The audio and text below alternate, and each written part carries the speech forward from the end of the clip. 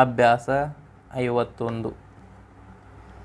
ತರ್ಲೆ ಭೀಮಾಚಾರಿ ಕೆಲವು ಮೂಗರ್ಜಿಗಳನ್ನು ಹಾಕಿಸಿದ್ದಾನೆ.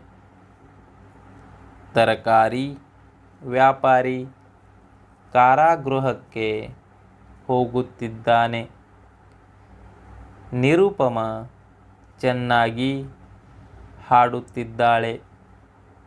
ಆದುದರಿಂದ ನನಗೆ ಅವಳ ಹಾಡು ಇಷ್ಟ.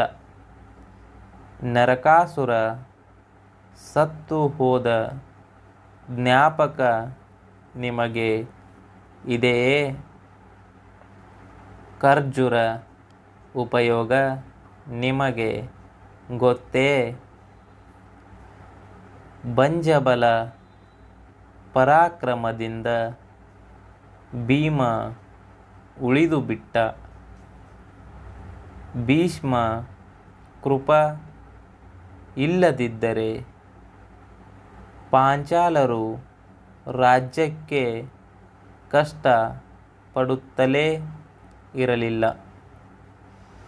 ರಾಯರ ಸಂಸಾರ ಬಹಳ ಖರ್ಚು ಮಾಡುತ್ತಿದ್ದಾರೆ.